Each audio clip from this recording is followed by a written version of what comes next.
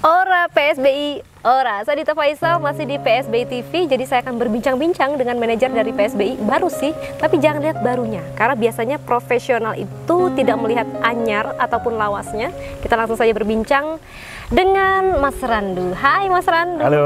Keren Halo, banget tuh, teman-teman. tadi aku udah keliling-keliling nih. Yeah. Jadi menarik ya, tempatnya luas banget. Berapa hektar ya Mas? 250-an, Mbak. 250, Yeah. bisa lah ya kita dapat 1 hektar. Buat lapangan kecil. Buat lapangan sepak bola.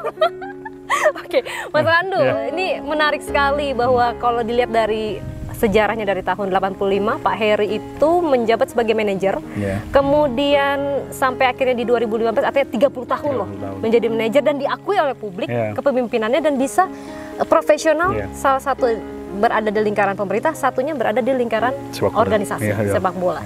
Nah, kemudian 4 tahun dipegang oleh Mas Wima. Kemudian saat ini satu tahun menuju 2 tahun dipegang oleh Mas Randu. Kira-kira apa yang bisa dipetik pelajarannya? Isi kekosongannya di mana? Jadi gini, mungkin mau cerita sedikit. Jadi saya kebetulan menjadi manajer PSBI itu di 2021. Saya ingat banget waktu itu dipanggil sama Mas Wima waktu itu. Karena selama ini saya memang pendukung PSBI, tapi memang dari luar. Karena memang saya kan dulu kan saya posisi saya tinggal di luar kota. Jadi selama saya mendukung dia dengan cara kayak sponsorship waktu dulu. Ketika saya sudah mulai hijrah ke Blitar, waktu itu saya 2021, ketika itu kan PSBI harus ikut kompetisi. Akhirnya itu waktu itu Mas Wima dipanggil, saya dipanggil sama Mas Wima. Kamu mau megang PSBI apa enggak jadi manajer? Waktu itu saya tidak ada mikir panjang, saya ngomong iya. Karena menurut saya siapa lagi kalau bukan dari keluarga, waktu itu saya pikir gitu. Sebenarnya saya secara pribadi besar dari kultur PSBI. Dari kecil tuh saya sama bapak udah diajak ke Tulungagung, kemana-mana. Dari waktu saya kecil tuh saya inget banget saya main-main bola di pinggir, PSBI main gitu. Jadi secara secara identitas tuh saya PSBI banget gitu. Jadi memang saya ini penggila bola, Mbak. Saya ini penggila bola. Jadi ketika semua ilmu yang selama ini saya pelajari dari apapun ya, dari TV, dari apapun, dari berita, dari liga-liga luar negeri maupun yang di Indonesia, sampai di game juga. Ketika saya didapuk menjadi manajer, sepertinya menarik ketika ini bisa saya implementasikan di manajemen sesungguhnya gitu. Jadi ketika itu saya tidak berpikir panjang, saya langsung mulai mengiyakan. Mungkin dari awal waktu itu Mas Wima perintahnya Mas Wima cuma begini aja, yang penting ikut dulu gitu loh. Tapi ketika saya memulai, saya berpikir bahwa PSBI ini punya sejarah panjang dan punya potensi gitu loh. Jadi kalau nggak digarap dengan benar, ya hasilnya juga nggak akan benar gitu loh. Dan saya waktu itu udah ngomong waktu itu bahwa ini harus saya nggak kepengen PSBI ini cuma jadi tim musiman, ketika musimnya selesai vakum lagi, terus nanti kita cari pemain lagi, mulai dari awal lagi. Ini nggak akan menjadi tim yang profesional lama-lama. Berarti ketika ditunjuk untuk menjadi manajer ada suara-suara kecil dari hati mengatakan oke, kasih saya waktu berapa tahun untuk kemudian menjadikan PSBI sebagai klub yang jaya seperti yang lalu. Itu benar sekali. Jadi itu merupakan pertanyaan dari beberapa teman-teman, dari para supporter juga. Jadi waktu awal saya megang PSBI, saya juga sempat kebetulan ketika saya menjadi manajer, saya sering sekali berdiskusi sama teman-teman supporter. Karena ada PSBI Zone, kita ngundang teman-teman, waktu kita selesai pertandingan kita diskusi. Karena saya terbiasa seperti itu ya Mbak. Nah, di dalam diskusi itu saya selalu bilang bahwa ketika kita kepengen membuat suatu hal yang besar, itu tidak mungkin dengan cara kayak Roro Jonggrang yang tiba-tiba semalam jadi gitu. Jadi ada proses-proses yang harus kita lewati. Dan proses-proses itulah yang harus kita nikmati dan harus kita perjuangkan, Mbak, gitu loh. Jadi ketika proses ini dijalankan sesuai target, insya Allah kita nggak ngomong waktu, tapi cepat atau lambat kita juga pasti akan mendapatkan kejayaan. Baik, hasil itu kan tidak pernah mengkhianati ya, proses. Betul sekali. Yang penting itu udah dilewati dulu. Ya, biarkan proses yang berbicara. Mas Randu, apa sih yang ditargetkan oleh manajemen PSBI untuk kemudian membawa pemain-pemainnya sampai akhirnya nanti paling terdekat itu adalah di pertengahan tahun, kalaupun memang bergulir di pertengahan tahun, artinya di tahun 2022 untuk menuju ke Liga 3. Strategi apa yang akan dilakukan? Ini berkesinambungan ya Mbak ya. Ketika kita bicara kita berbicara liga, keikutsertaan liga, kita ngomongin target, otomatis kita harus memiliki pemain yang kuat. Kalau kita ngomongin pemain kuat dan baik, berarti istilahnya manajemennya juga harus bersih dan kuat dan juga harus sehat. Bisa membiayai, karena bagaimana pemain bisa bagus ketika kita dari segi pendanaan, jadi keuangan juga kita seret gitu loh, karena kan ini punya ada benang merahnya dan harus kita lalui bersama gitu. Proses-proses ini yang sudah kita lakukan dari pembenahan, dari manajemen sampai dari istilahnya kalau dari awal kita sistemnya perekrutan pemain itu dengan cara seleksi 2 bulan sebelumnya kita pembentukan tim. Menurut saya itu ketika Liga 3 kemarin itu hal yang tidak efektif gitu loh. Karena terlalu mepet kali. Selain terlalu mepet gini, Mbak. Mungkin kita bisa mendapatkan pemain-pemain yang kita anggap baik ya pada saat itu ya. Tapi ketika Liga 3 berjalan, ternyata ada faktor-faktor lain. Pertama, ada beberapa pemain yang ternyata kita lihat dari waktu seleksi dia bagus, ketika dia bermain dia kurang. Kemungkinan itu adalah bagaimana dia bisa menerapkan strategi dari tim. Kadang ada beberapa orang yang sangat gampang menerapkan strategi, jadi istilahnya penangkapannya bagus. Tapi ada juga yang susah ketika diberi arahan tidak bisa. Itu butuh proses. Jadi ada butuh proses dan butuh penerapan cara pendekatannya mereka supaya bisa masuk. Yaitu yang kedua, ternyata mental itu sangat berpengaruh, Mbak. Kenapa mental berpengaruh seperti ini? Kemarin pemain kita yang selama ini ketika uji coba mereka bagus, stamina mereka juga bagus, tapi ketika bermain baru 15 menit dia udah cedera. Kaki kanan kiri udah kram. Menurut saya itu bukan ngomongin hal fisik lagi ya, tapi karena mental sudah berpengaruh, akhirnya secara fisik mereka tidak mendukung.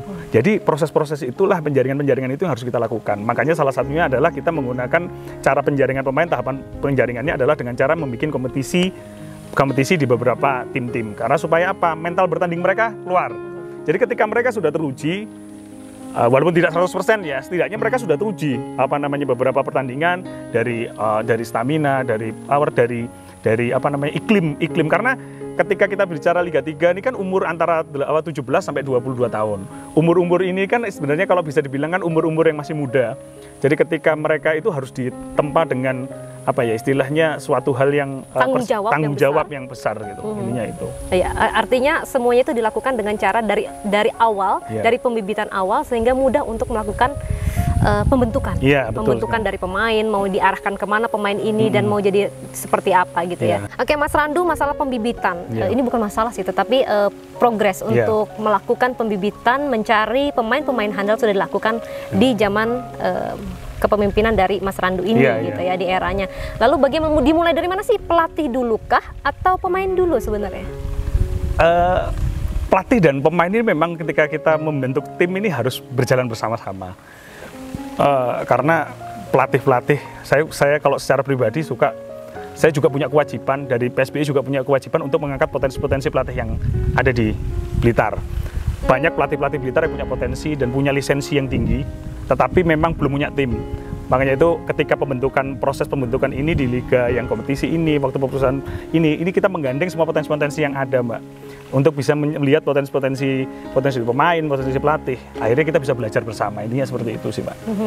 Baik, pelatihnya sudah mendapatkan pelatih kalau pelatih resmi nanti di Liga 3 kita belum ada, Mbak. Tapi kan kita untuk tim scouting, pelatih ya istilahnya untuk nanti analisa dan lainnya kita sudah bikin sih, Mbak. Tapi nantinya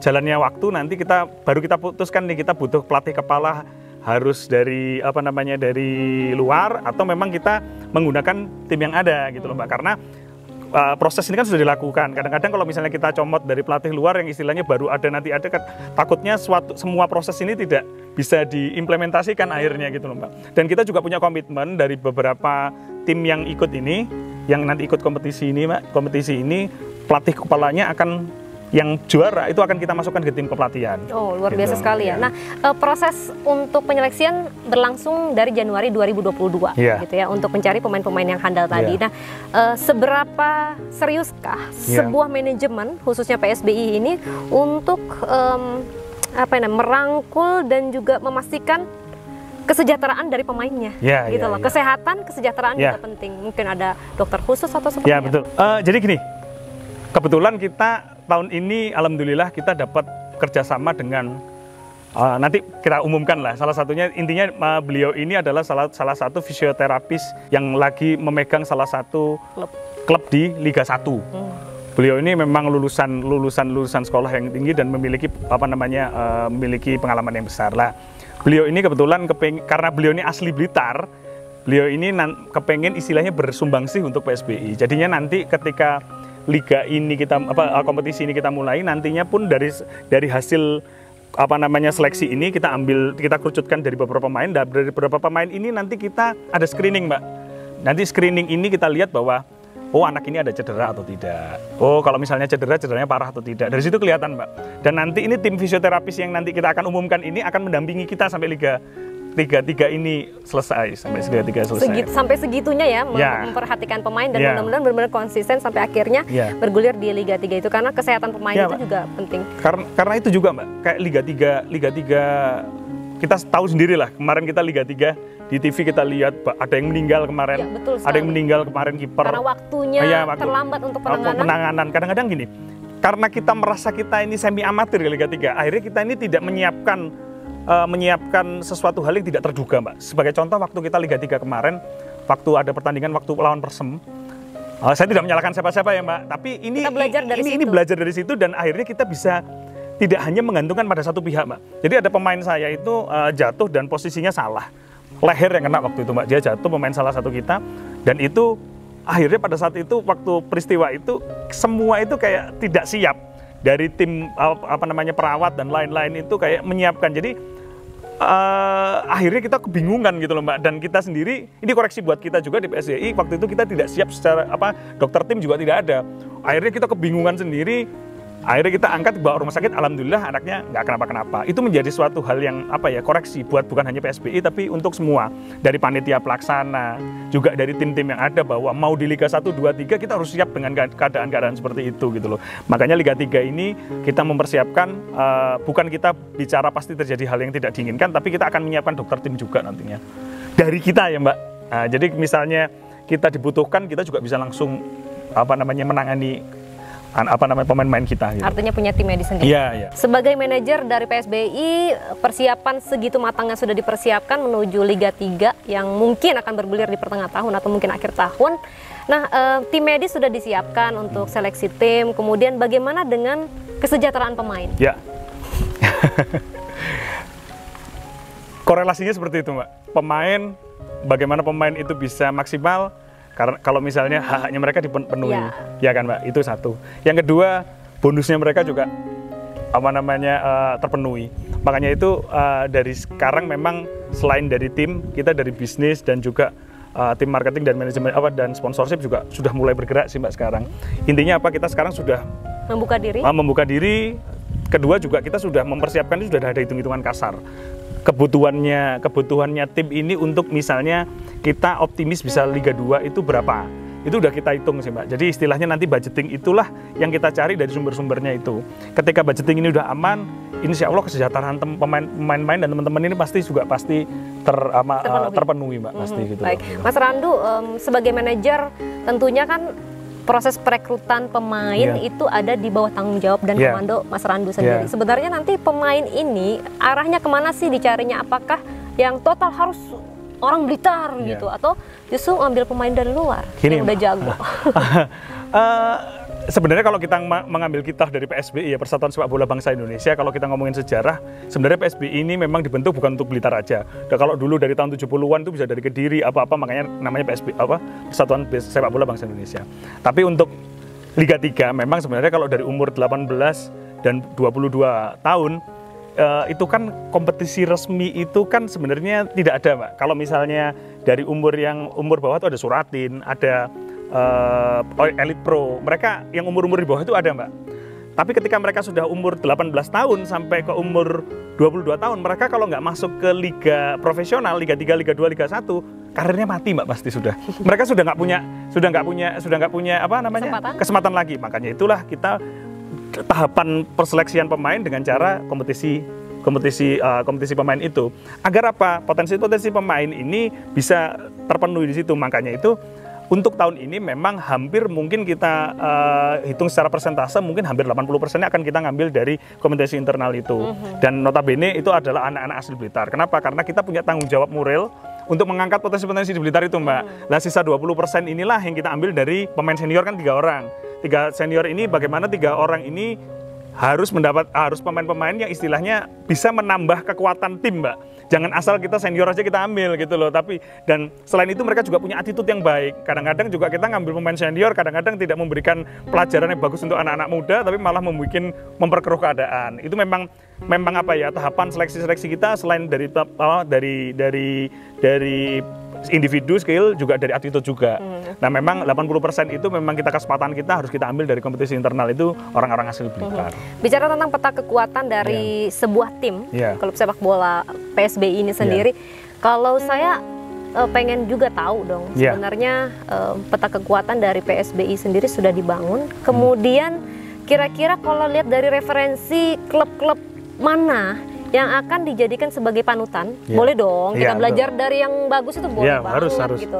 Nah harapannya kan ini ada kontinuitas berlanjut. Seleksi itu kalau bisa kayak audisi kan setahun sekali, jadi orang nunggu nih gitu. Bener nih, bener-bener jebolan dari PSBI. Siapakah klub mana yang jadi referensi? Saya kebetulan kalau referensi itu ada beberapa tim ya Mbak. Kalau referensi untuk manajemen, jadi manajemen mulai dari manajer direktur olahraga sampai ke direktur marketing sampai istilahnya media dan lain-lain, itu Manchester United dan Chelsea Mbak. Mereka bisa mengangkat dan bisa mengemas brandnya mereka begitu kuat. Akhirnya itu menjadi suatu industri yang baik.